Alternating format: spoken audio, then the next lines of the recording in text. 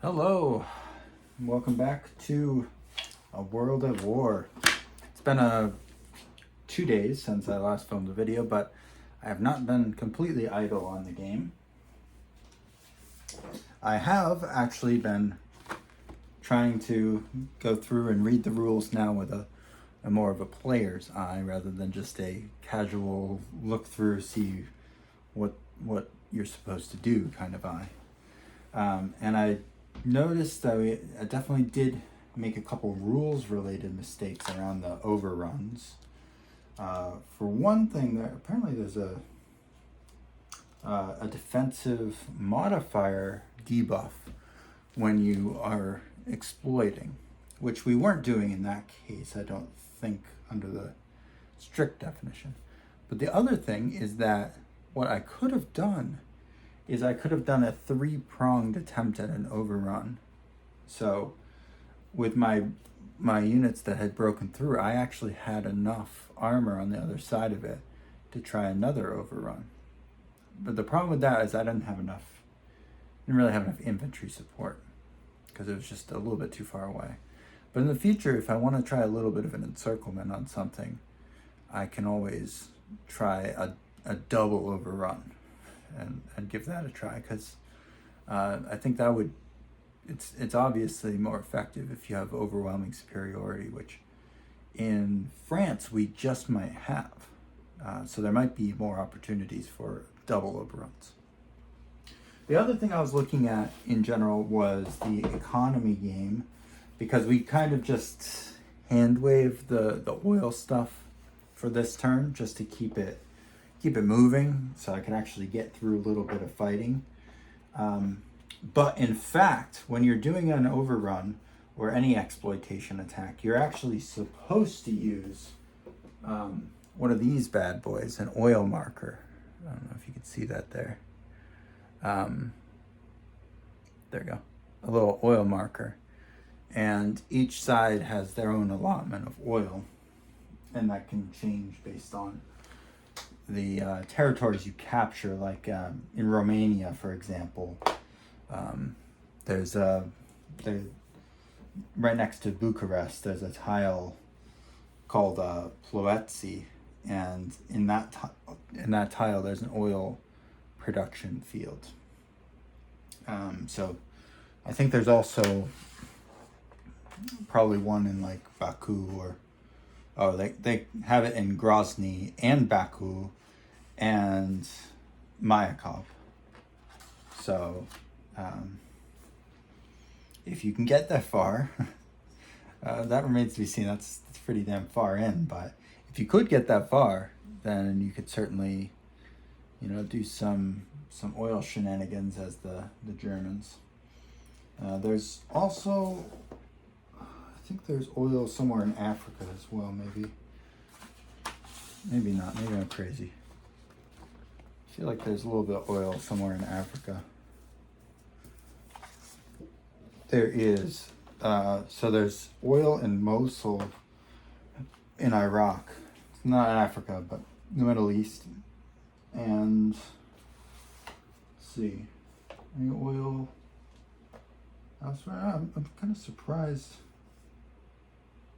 I guess those hadn't been exploited at the beginning of the game.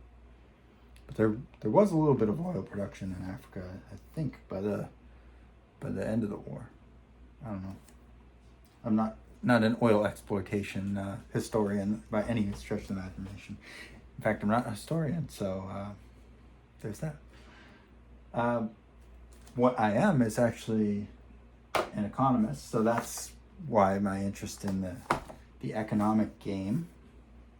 And in this case, one thing we have to adjust for Germany's economy is we now control 20 BRPs from Poland, from Western Poland. And I now have to go back and think about and read the rules to see if the Treaty of Brest-Litovsk is automatically in effect. I'm pretty sure it is. I'm pretty sure that's kind of historically railroaded, but I haven't been able to find anything about it. So I'm going to behave as if it is. The Soviets will control Eastern Poland, and the Germans will control Western Poland up to the Brest-Litovsk line, which is pretty much where we ended up anyways, which not really historical. The Germans actually made it much further into Poland than I did. But I also didn't really evaluate having to beat the entire Polish army either. So a small difference. But there's going to be a lot of small and big differences between the real war and our war. So the two major goals for tonight are, one, we want to deploy the Brits. So that's going to take a little bit of time. Then I want to also take a look at production for the Axis. So that's kind of in our unit construction phase. So we're kind of in between post-combat and unit construction. I'm thinking that I still, because another thing I was reading up on was what to do about the units that got weakened. So there's two options. One, you can voluntarily rebuild them within a turn, but that actually costs double the BRP. Two is you could disband the unit and rebuild it as if, it's a fresh unit coming in next turn. And that's the one I'm leaning towards. I think it works out to be cheaper, although I haven't found the exact costs for building fresh units. I assume that it's obviously going to be cheaper. If it's double the cost, I'd rather the cheap way than, it's not like I need the tanks immediately. I'm not even sure if I'm going to end up declaring war with France, or if I'm going to just take the mobilization, try to build up for a turn, and force the Germans to declare war on us. I'm tending towards that strategy, actually. So I kind of would prefer it that way. The question is, because the Polish War is already on, does it make sense to have everyone at war already? Because historically that's what happened within the fall turn, I would think. So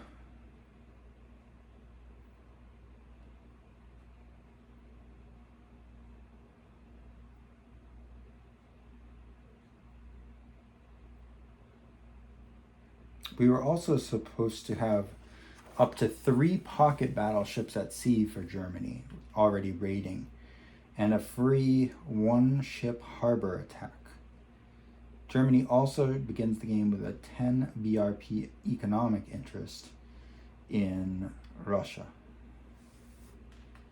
So I'm not sure where those come into play, like where in the turn you're supposed to calculate those in.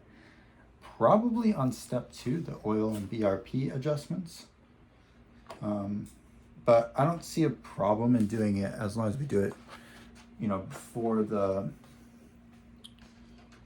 before the BRPs need to be used. I don't think there's a problem adding it in now. So I assume that means I just get plus 10 on Germany. It's not like a zero-sum game. It's not like I would have to subtract it from Russia. I would just add it to Germany. So I do want to take a look at that. One thing to realize that I did notice is that you can't break down units. So if you wanted to make a unit smaller, you can't do that. So you can transfer units, but you can't make them smaller. Because I had been wondering about that. Could I voluntarily change out some 3-3s to to a bunch of 1-1s and then use those to hold the line and then have more 3-3s available. Because your hard limit on how many of each unit type you can have is the number of counters. So theoretically, you kind of want to have the maximum number of the higher value ones on the board facing, the strongest or the easiest part of the war. So like if I want to do France really quick, I want to have as many 3-3s as I can, because it'll just demolish them. All right. What I'm looking for as I'm randomly flipping through here is the economy area, which starts on section 35. We don't care about the year start sequence stuff. But what I'm looking for is economic interests.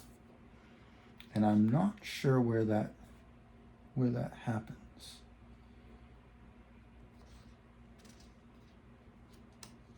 So that's what I'm looking for.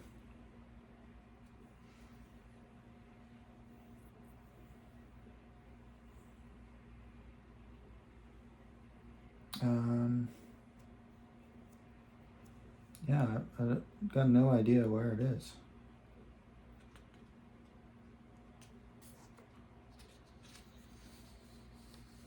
I mean, there's mobilization,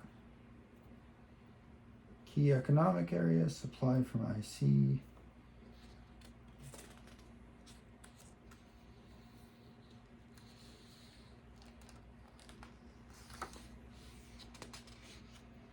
ERP grants. That's not really what we're looking for.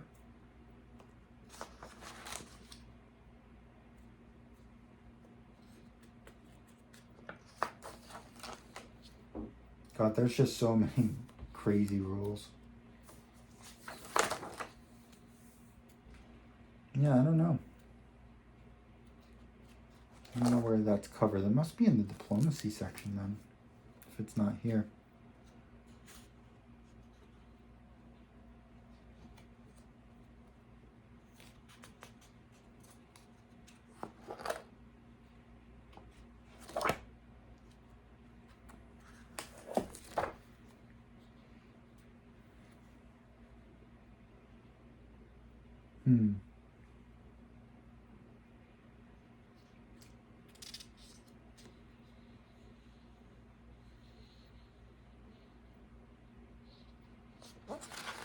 Well, let's find out where that is. Hoping it's somewhere around here. I did like the comment that somebody made on the first video that the most difficult thing to do solitaire will be the diplomacy and technology. And I think the way I'm gonna handle that is by kind of making some general rules that each side will have to follow. And so it'll introduce a little bit of acting against their own best interests, from my opinion, but they'll be following kind of a plan. So that'll keep me from cheating. The other thing I could do is kind of randomize it, almost like an activation kind of thing. So like in cases where they have a chance that they could know something, I'll roll for it instead of just doing it. Kind of umpire it, rather than play it straight out of the rule book.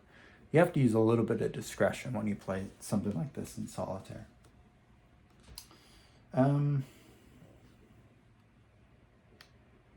Oh, here we go. The Nazi-Soviet Pact and Eastern Europe. So the pact line is in effect automatically. That's good.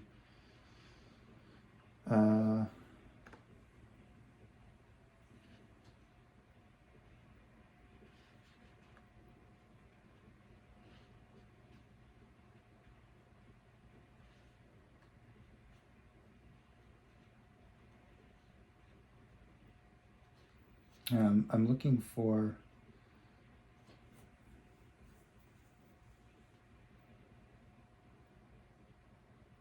Oh, it's an answer to an earlier question I had. The campaign game and 1939 scenarios begin with Germany at war with Britain, France, and Poland. This situation exists without the need for any declarations of war or their associated BRP and US tension effects. Germany must pay for offensive operations. So that's good to know. And were it a two-player game, Britain would be controlling Poland. Eastern Poland. Distinct from Western Poland, Eastern Poland consists of that part of Poland east of the Nazi-Soviet pact line. Eastern Poland is treated as a separate entity from Western Poland throughout the game. Eastern Poland's worth 10 BRPs. Eastern Poland is conquered when Vilna, Brest-Litovsk, and Lvov are all controlled by the conquering major power, even if Poland itself remains unconquered.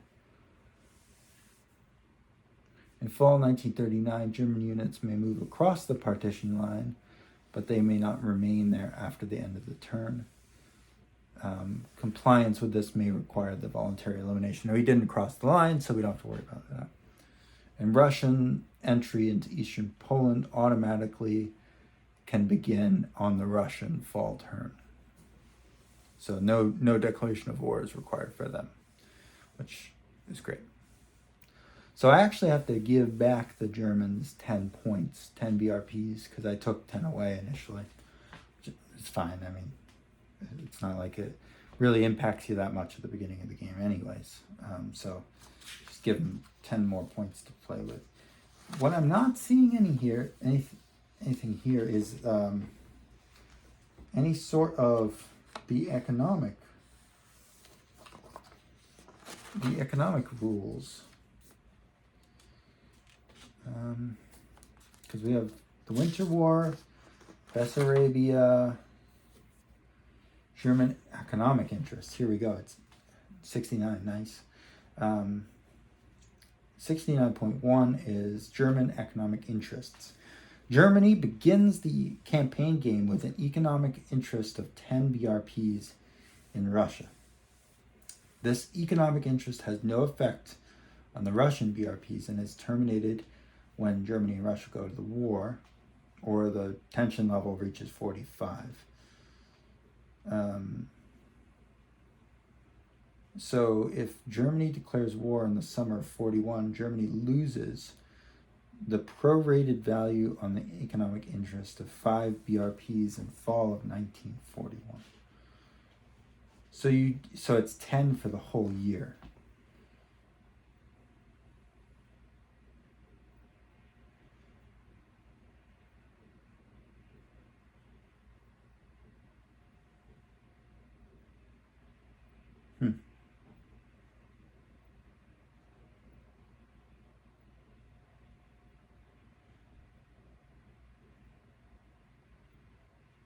Very interesting. All right. So I guess it's just 10 free BRPs. So the net change of reading those rules is actually plus 20 for Germany.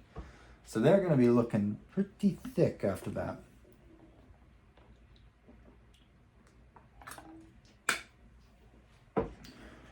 Because they weren't already thick enough. All right, so let's do that. And then we'll do the Brits. And then we'll come back and do production. But I want to change camera angles a bit. Okay, so in fact, declarations of war goes away. So that's a 0 now. And we also do a plus 10 for additions. So that puts us at 120. And then after our offensive operation, that puts us down to 105 available for builds, because there are no partisans this turn.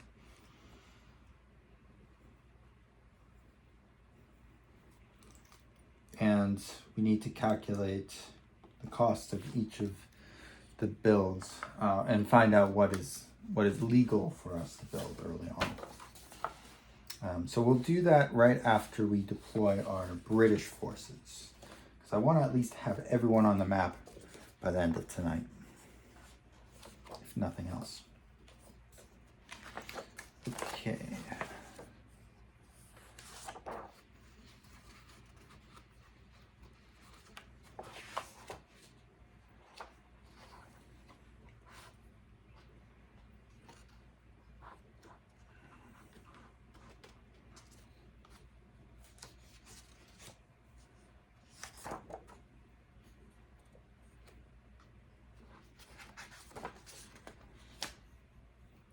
So we did France, did Russia, now we just need to do Britain. Britain starts with 11 naval air factors. Oh, there it is. It's like, where did I put my tray? And actually this tray is going to be the perfect size for doing the European war, I think. It's just enough. It might even get you by for the early part of the whole war, but I think you would really need an extra tray eventually, because there ends up being just so many naval pieces that go back and forth from the pool to the board. I think there's probably a lot of naval losses if it's anything like real World War II. So I would imagine that you would want maybe a second one of these little trays, just for convenience. Maybe you could squeeze enough in there to be playable, especially if you don't put any of the like oil tiles or any building tiles in there. If it's just buildable units, then you probably could easily squeeze in all the factions. But if you don't have to, then there's no point. So I need 11 of the naval planes. And with ships, some of the ships are actually named. So there's if you look at battleships and carriers are usually named. So like in this case, this is the King George V. So if you have battleships, usually they do have a name. So that's a nice little feature. I've actually been working on creating a Sea Creek scenario, because I was gonna start playing before my computer died. I was gonna start playing some naval games in addition to War in the East, but obviously that's not going to happen. So Sea Creek is a very interesting game. I'm going to be using the older free rules, which is Sea Creek 4. Actually, I think I have it. Out. So this is actually downloadable off of the website for Sea Creek. Sea Creek 5 is like $60 or something like that. I think it's probably a pretty good value as far as rulebooks go. I'm no expert in naval rules, but this is very, very old school. You know, this is all like typeface that nobody uses anymore kind of thing. But it's a very, from what I can tell, it's a very detailed rendition of the wars. It actually goes from 1890 to 1945, so you can play pre-war. You know, you could play Spanish-American War stuff if you wanted to. You could play World War I, which is what I'm going to try first.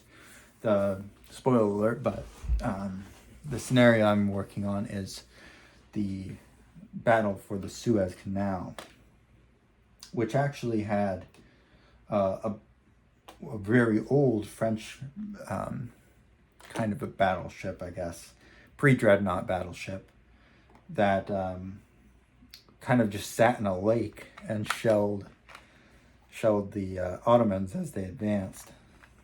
And the story goes that it actually was targeted by howitzer fire from the Ottomans, and it was able to use I think a forward observer of some sort, spot the Ottoman battery and destroy it within like 3 minutes or 4 minutes or something crazy, which for the time was pretty good. So it was one of those excellent displays of British gunnery, because I assume it was, British spotters, not French, but maybe it was French. Who knows? But it did really good service, is what I'm getting at. But the Central Powers really did not commit any sort of naval force to the battle. And I think to be successful in that battle, they needed a naval force. So the alt history scenario that I'm working on is a scenario where they commit, a portion of the Austro-Hungarian Navy, which I don't really know a ton about the history of the Austro-Hungarian Navy and how it was supposed to be used versus how it ended up being used. But I would imagine one potential use for it, because the ships were, not super new. They definitely couldn't go toe to toe with the, any portion of the British Navy. But they did pack a punch. It's not like they were completely useless. They could have used them in the Far East, but they were just either reluctant to or unable to get the oil to do so, oil and coal. Maybe they were scared to even put to sea at times. But it would have been interesting to see that battle with a little bit of naval support. They also would have come under fire from ground-based guns, so I'm simulating that. Because there's no way that they would just get away with it for free. But it would be an interesting scenario, I think, to play. So that's what I'm looking forward to doing. The thing is, I don't own any miniatures. It is a miniature rule set. And frankly, I'm not super interested in, collecting a bunch of miniatures to play a game with. So what I'll probably end up doing is, or what I'm definitely going to end up doing, I should say, is building some block-based, cut out a bunch of wooden blocks, draw or paint on them, actually, the ships that I'm going to use. It's not a ton of ships. It's going to be a total order of battle of like 15 ships in total, including, destroyers and stuff. So it's not a huge project by any means. Some people will do the entire Battle of Waterloo on blocks and put the little brigades onto them. So I'm not going that crazy, but it's certainly my first foray into a more detailed scenario design. I've definitely started to get more into the scenario design side of wargaming since I've been playing these games, the more hex and countery type of games. But I'm obviously still in my infancy for learning wargaming in general. So what do we want? We had 8 Army air factors, so we got those. I guess we'll put them in London for now. London and Birmingham. And that's where we'll put our... Well, actually, we want at least one in Alexandria. We'll put one of our air bases there. And just throwing down all their gazillion ships into a little box. A lot of screening ships, obviously. You know, they have about 1,000 available heavy cruisers and destroyers. I guess technically, I don't think they have a light cruiser in here, so the light and heavy cruisers are both represented by armored cruisers, as far as I can tell. I'll put the other airport in, well, maybe I'll put it in Dover. Right? I don't think there's anything that precludes me putting it into Dover. So that's our 8 for that.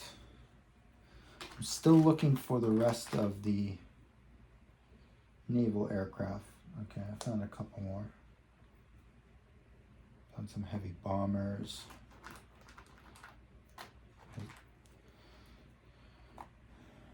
I don't know. We actually do start with a strategic bomber, so I'll put that over here as well.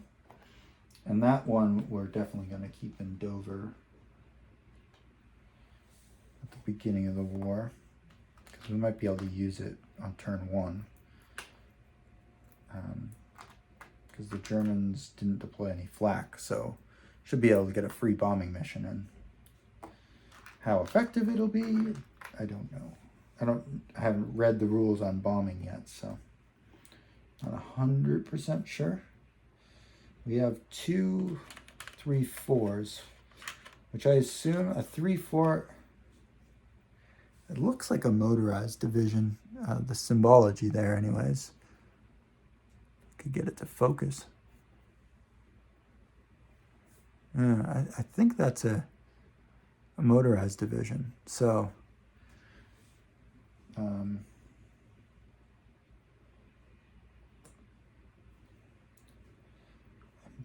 not sure if those are allowed to use in overruns or anything like that, but it'd be interesting. Okay, so we want 2 of those, right? 2 3-4s, and then 2 2-5s. So I haven't come across their tanks yet, but I need a couple of them.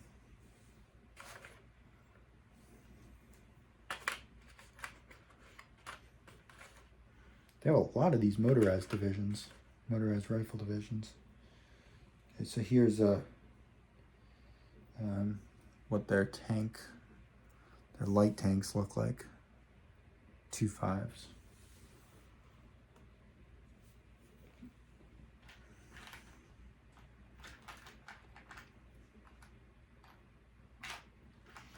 Oh, I can't wait to use some airborne divisions. I've said this before, but I have a secret love for airborne units. They're just so much fun. How can you not like something like that? Okay, so we got 8 here. Still need 3 more.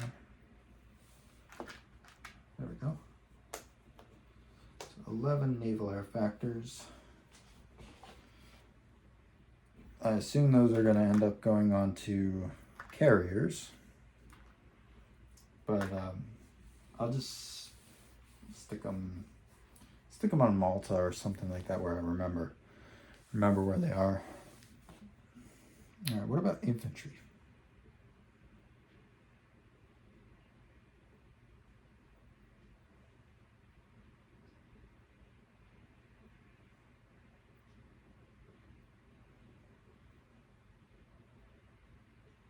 Nothing.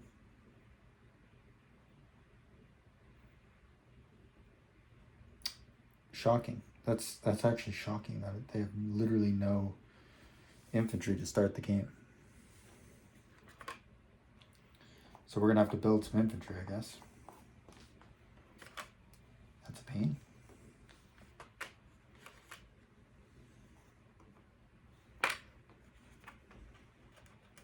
Well, I mean, I guess we could use some more motorized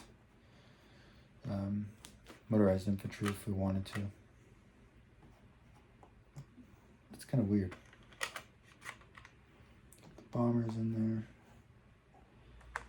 there. Okay, so we have an ASW, a submarine, 25 transports, and 4 SBPs.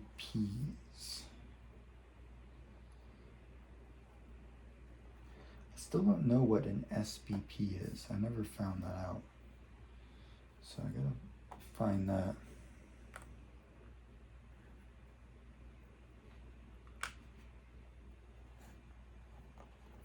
Some of these acronyms make absolutely no sense to me. And they're like usually very short words. It's like, why not write it out somewhere in the manual, right at the beginning in the glossary? Maybe it is in the glossary, who knows? Maybe I just completely missed it. Probably is, knowing me. Let me check. But that's the majority of the stuff deployed. I guess I'll stick the...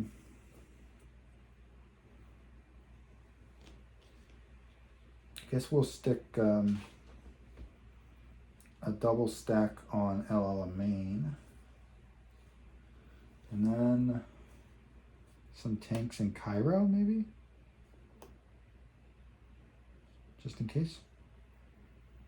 Or maybe a tank division in France. We can ship them over to France. So, I gotta find the transports. Where the hell are the transports at?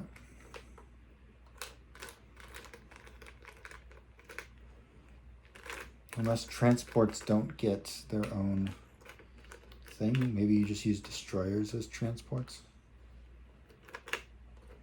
Or maybe they're just like hand wave. Maybe they don't have an actual piece. That's probably what it is. It's probably they're not really on the map. Well, who knows? Maybe I didn't punch them out. So I didn't finish all of the pieces yet. But I did want to start playing, so. That's the thing with like these huge games is you can spend eternity getting them perfect, but sometimes you just gotta crack into them and just start playing. I think I'm gonna end up learning more this way, just making mistakes and trying things than I would if I really became an expert at the rules first. I don't even think you can become an expert at a game without just playing it a lot. I mean, so I think it's better to just get through the first couple of fumbling attempts at playing it and get past the big issues. I realize we haven't done that much so far, but like I said, I'm going to stack all these on Malta so I don't forget them. I assume they're going to go onto a carrier eventually, but just for now they'll go there.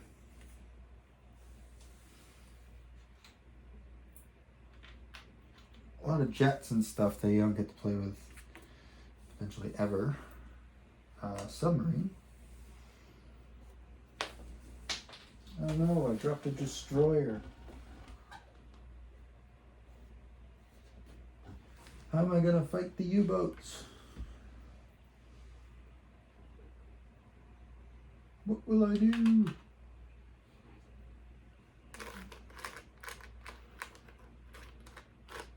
Yeah, so if there are dedicated transports, I did not punch them out.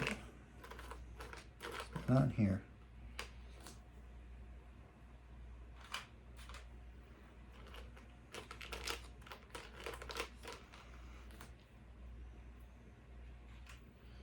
Honestly, it felt like such suffering punching all of these little pieces out originally.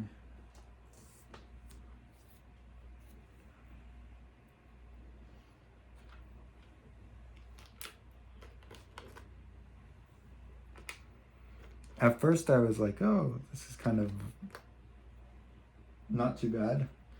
But then after like 800 of the little stickies, it's like, I was kind of done with it.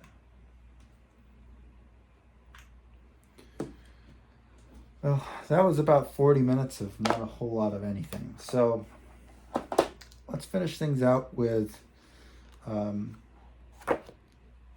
some decisions about what we're going to build for Germany. Okay, so we're looking here at Germany's starting statistics. So we see that we have a construction limit of 50. And we actually had 8 replacements that we didn't end up using. So, I mean, that's probably fine. We might throw them in onto the border with France, but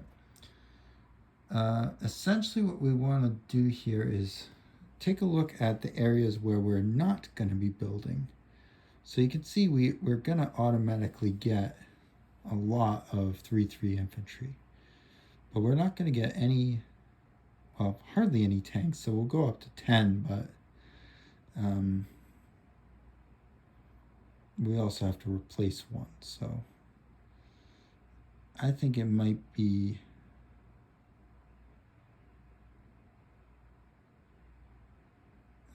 good to. Now I don't know if this all counts as free or not. That's one of my questions. Like that for the fall turn.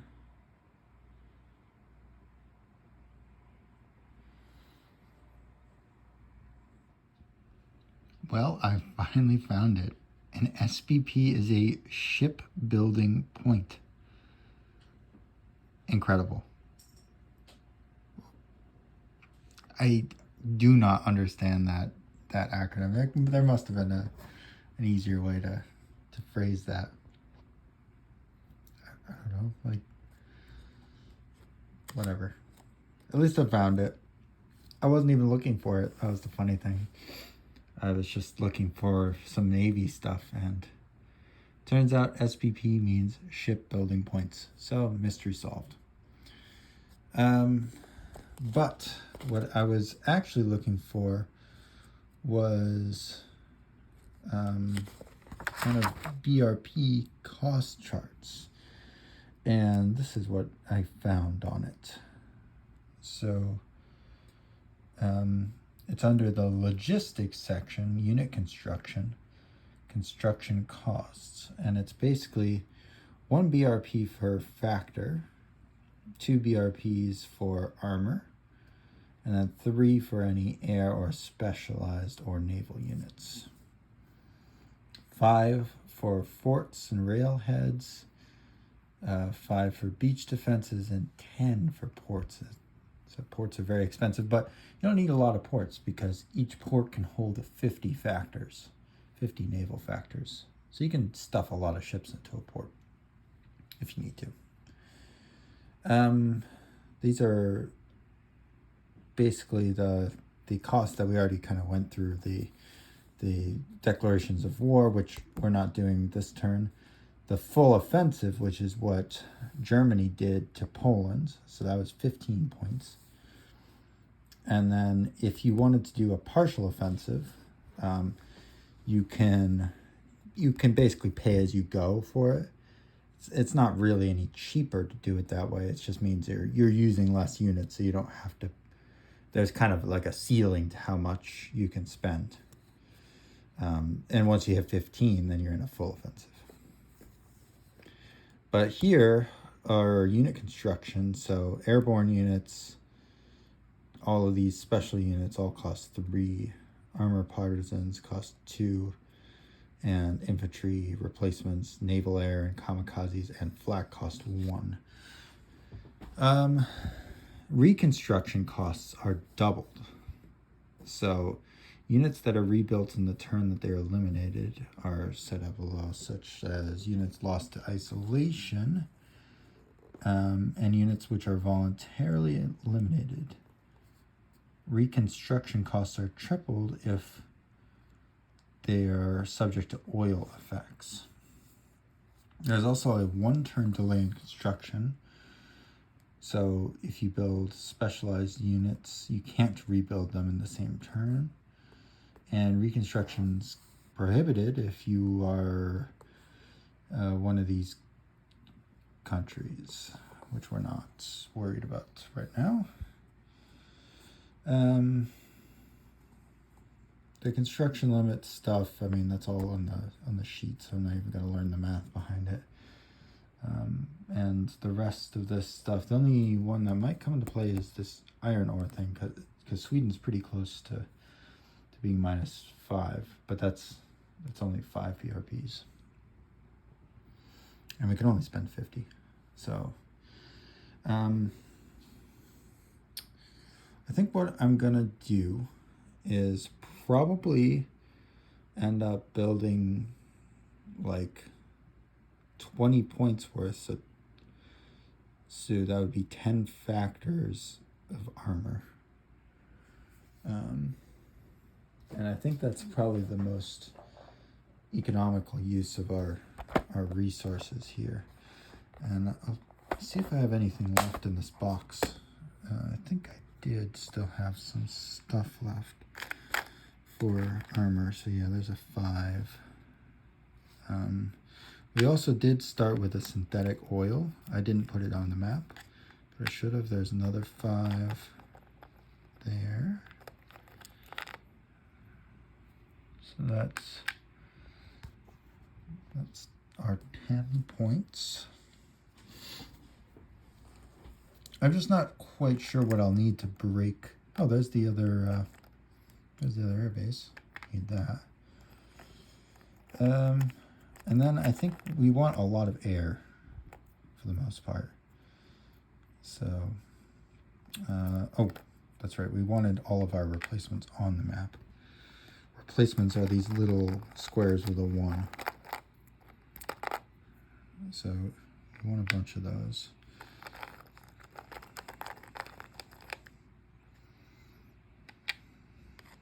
I think I get 8 of them.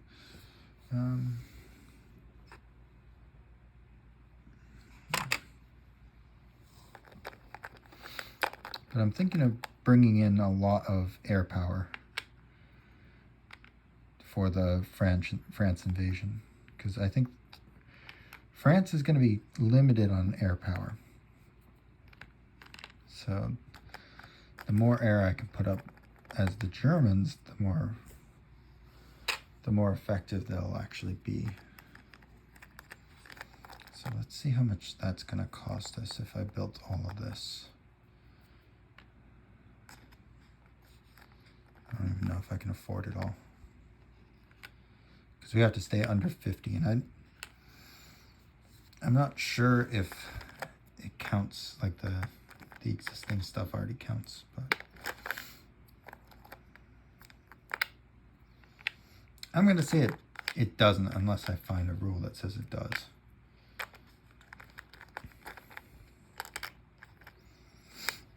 So that's kind of what I'm thinking.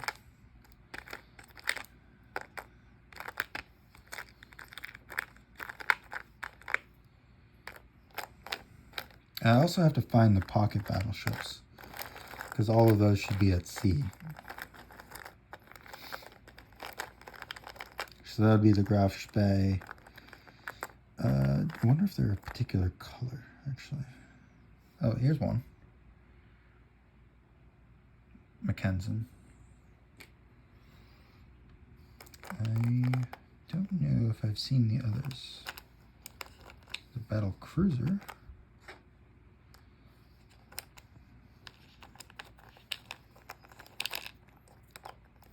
I highly recommend being a little bit more organized than I am when you play, because it can be a pain to go through this many pieces until you play it for the first time. You don't really know how to, unless you're like an expert, counter organizer. You've played a lot of other war games that require you to organize the counters. You don't really know what you want. So that's kind of where the struggles came in for me. Oh, here's another one. So we got 2 out of 3. I think the Graf Spee is the last one. And of course, nowhere to be found.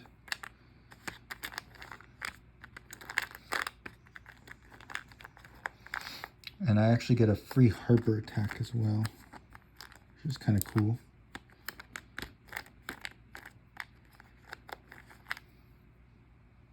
Admiral Share. So we'll use those three. I don't care about the particular names on them. I mean, they're all the same in this game. The Naval War is not that accurate. Apparently in Advanced Third Reich and prior games, there weren't really differentiated naval pieces. It was all just like a naval piece was a naval piece.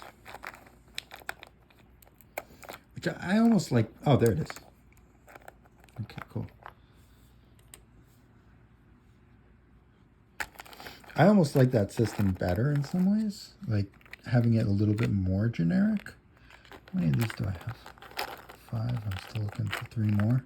Oh, there's 1. So I don't know.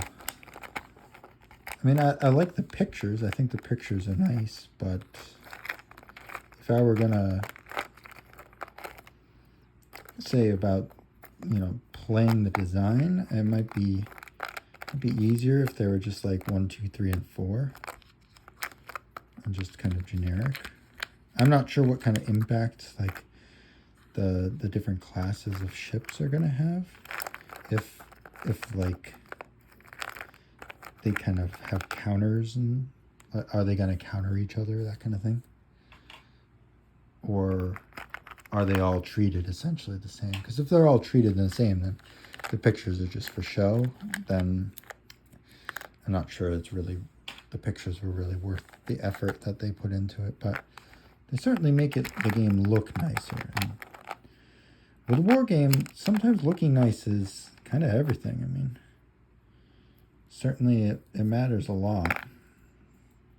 And these are very good looking pieces. I mean, like there's not a lot on them, but I do love the way they look and the way they feel, especially when they're magnetized like this. They really feel nice and weighty, and it's just, they're fun to play with. But so you can see here we got our pocket battleships out. We've got our big stack of naval air, and we do have a submarine. Not sure where we'll put that to sea, or if we're even allowed to put it to sea at the beginning. So we're gonna start with it up in dock. I didn't deploy any of their ships yet, so I'll probably do that in the next video. Because we're already pretty much at our time limit here, I don't think I'll end up doing the unit construction stuff. I might even just finish that up, you know, in my free time, and then talk about the results. Still trying to get the hang of it. Everything is taking so much longer to film when it's in real life, because you end up getting into like wanting to organize things, and I really should just be plowing ahead with just the clutter that I've caused. So hopefully that you haven't found this too arduous if you have suffered through these videos, and I promise that they will eventually get better as I get more familiar with the game and more familiar with how to film the game. But next time you'll probably see all of these replacements on the board in various places, and these are, I assume, would be great for holding like the line here behind,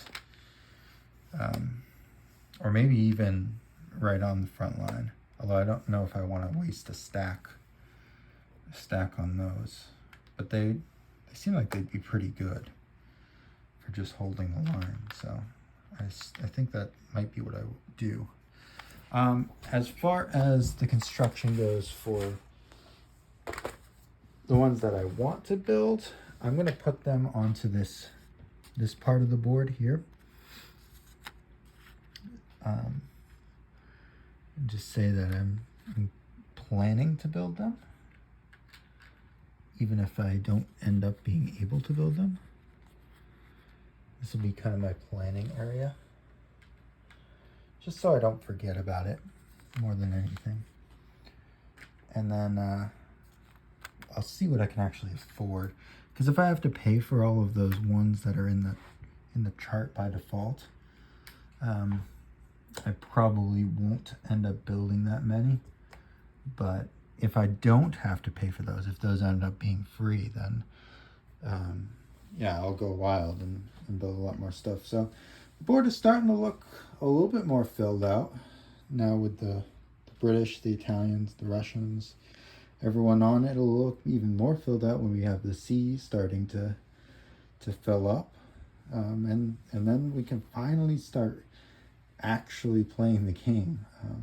Because up to this point we've done the research, we've done some scuffed diplomacy, but haven't really played the game to the same extent that I want to.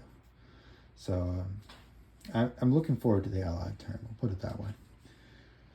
All right, until next time, see ya.